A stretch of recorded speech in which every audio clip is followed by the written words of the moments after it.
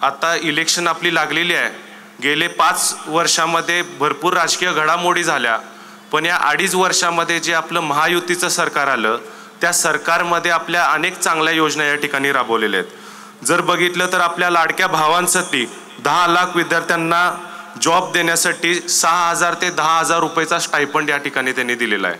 आपल्या लाडक्या बहिणींच्या योजनेसाठी 1,500 रुपये प्रति महिने त्यांच्या खात्यावरती या ठिकाणी जमा करतायत। पण इथं महिलांना मी खरंच सांगू इच्छितो की ज्यावेळी शिंदे साहेबांनी व या महायुतीच्या सरकारने ही योजना राबवण्याचा प्रयत्न केला तर मुन्ना साहेब तुम्हाला सुद्धा चांगलं माहीत आहे की पहिल्यांदा काँग्रेसचं सरकार कोर्टामध्ये गेलं व या योजना बंद पाडण्याचं काम त्यांनी या ठिकाणी चालू केलं होतं।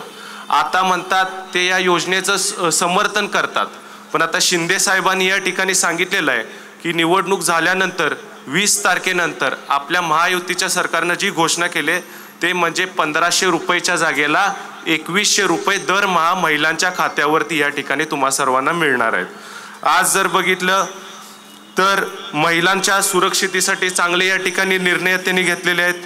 आज तरुण पिढी इथं सर्व जी उपस्थित आहेत त्यांना कुठली काय अडचण आली तर आम्ही सर्व तरुण वर्ग या ठिकाणी तुमच्या इथं आहे।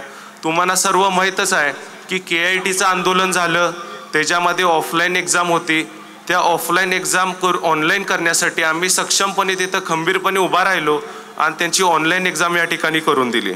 आज जर तुम्ही बघत असणार तर मला एक खरंच म्हणजे गोष्ट सांगायची आहे, ज्यांच्या नावाशी मृत्यू थरथर कापतो ते म्हणजे छत्रपती संभाजी महाराज यांची तुम्हाला गोष्ट सांगायची आहे।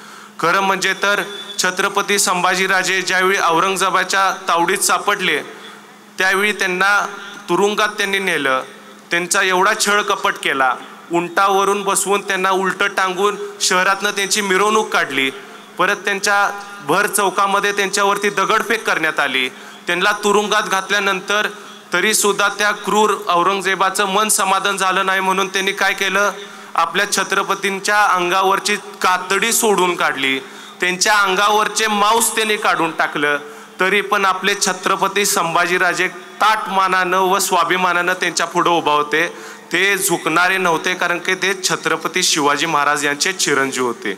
परत त्यानंतर त्यांचे डोळे जे होते ते गरम लोखंडांनी त्यांनी त्यांचे डोळे बाहेर काढले, तरी त्यावेळी त्यांना एवढा वेदना झाला तरी पण त्यांनी म्हटले की एकच शब्द काढला की हर हर महादेव, तरी पण हे ऐकल्यानंतर औरंगजेबाने त्यांची जीभ छाटली, एवढ्या वेदना झाला, त्यांना एवढं अत्याचार करून त्यांचा मृत्यू या ठिकाणी झाला। मित्रांनो, मला हे तुम्हाला का सांगायचं आहे, कारण का हे जे त्यांनी बलिदान दिलं हे बलिदान आपल्या हिंदुत्व टिकवण्यासाठी जगवण्यासाठी या ठिकाणी त्यांनी ते बलिदान दिलं।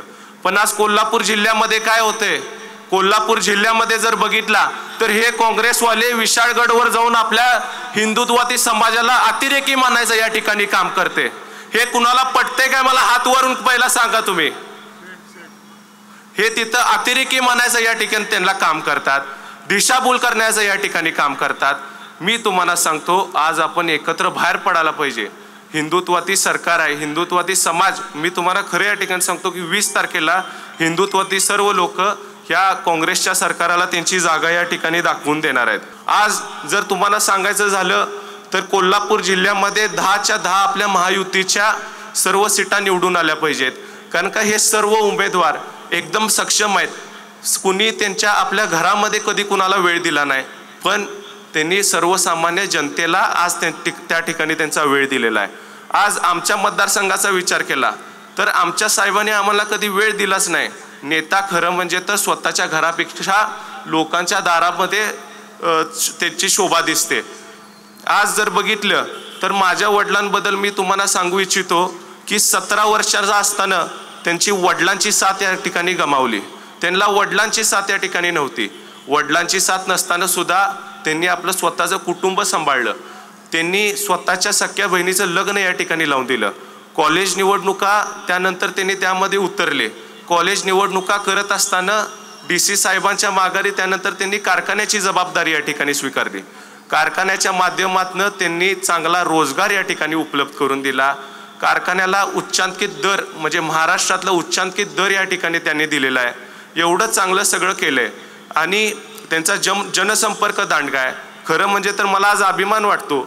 मुन्ना साहेब पण इथे आहेत, त्यांना पण माहीत आहेत, बरेचसे इथं पदाधिकारी आहेत, सर्वांना सुद्धा या ठिकाणी माहीत आहे.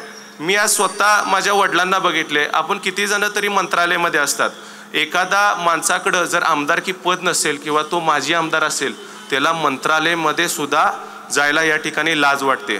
पण त्यांनी त्यांची काय फिकर केली नाही. 5 वर्ष आमदार नसले तरी अहोरात्र मंत्रालयामध्ये झटून त्यांनी विकास निधी या ठिकाणी करवीर मतदारसंघासाठी खेचून या ठिकाणी आणलेला आहे. आणि जनसंपर्क त्यांचं या ठिकाणी एकदम जोरदार आहे. ह्या प्रकारचं त्यांनी या ठिकाणी काम केलेलं आहे.